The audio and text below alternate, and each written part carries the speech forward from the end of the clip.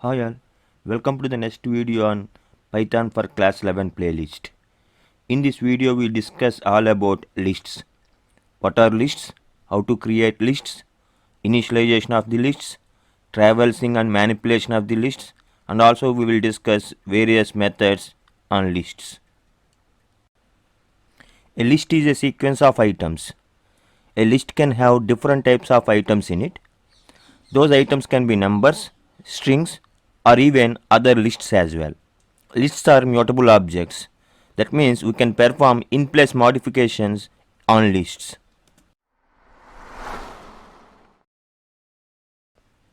A list can be created by enclosing comma-separated items in square brackets. Here I have created a list numbers with an integers 1, 2, 3, 4, 5 as items in it. Now I am creating another list with a name student, which is having a string Ramu, integer 20 and a float 67.8.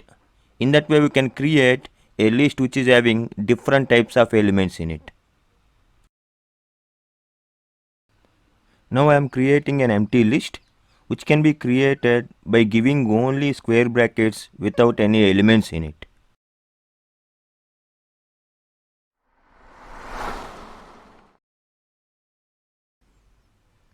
Now I am traversing through a list numbers which is having the integers 10, 20, 30, 40 in it by using a for loop. This for loop displays all the integers present in that numbers list in separate lines.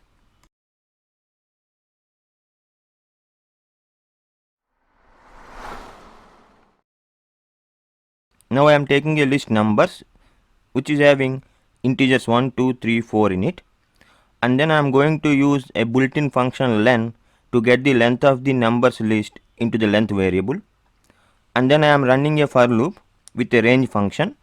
That range function returns a range object with numbers from 0 to length minus 1. Now we can access all the indices of the list numbers from 0 to 3. In the for loop I am updating the list by multiplying each integer by 2.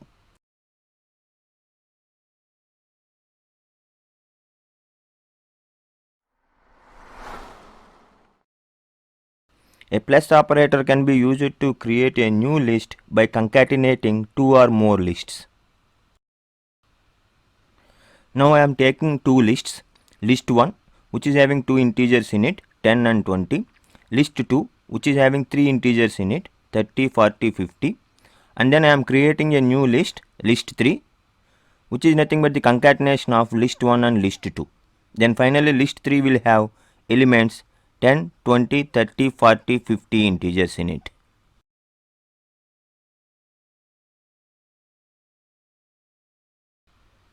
Asterisk operator is used to replicate a list by specified number of times. Here I am getting a new list by replicating a list 1, 2, 3 by 3 times. Then the new list now will have elements 1, 2, 3, 1, 2, 3, 1, 2, 3.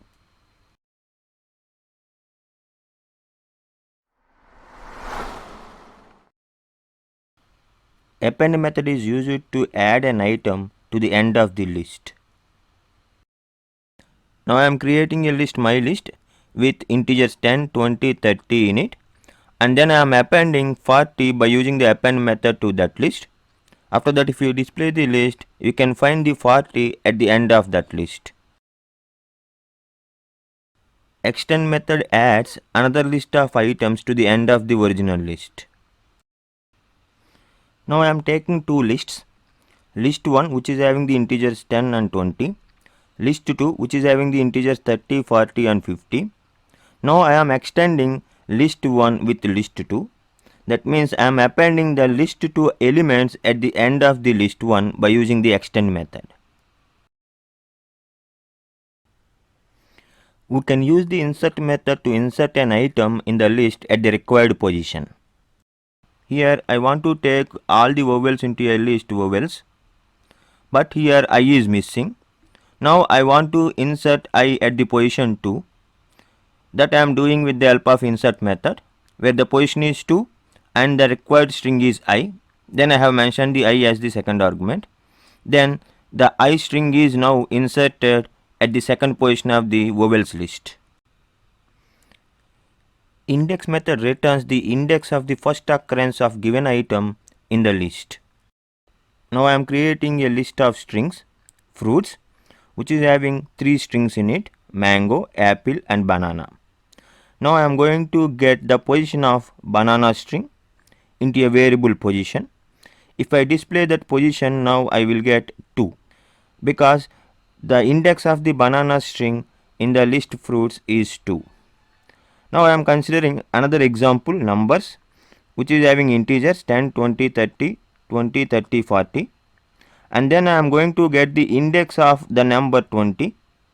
If we observe the list, 20 is present for 2 times, but the index method returns the index of the first occurrence of that number 20, then that is 1.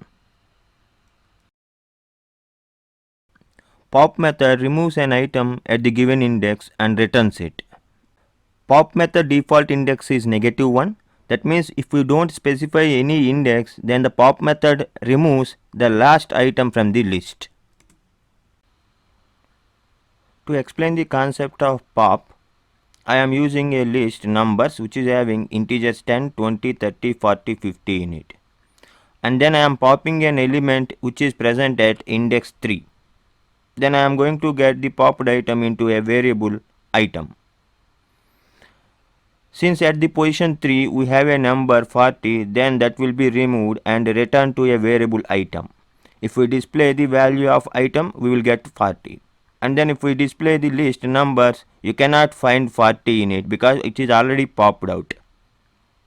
If I use a pop method without any index, then which will remove the last item present in that list. Then here the 50, which is the last item in the list, is removed and that is popped into last item variable. Then if we display the list numbers, we cannot find any 50 in that, and finally the numbers is having 10, 20, 30 in it. We can use a remove method to remove a specific item from the list. Here I am considering a list of strings, my list, which is having 3 strings in it, good, bad, moderate. Now I am removing a string from the list bad with the help of remove method. After removing that string, if we observe the list, we cannot find any bad string in that.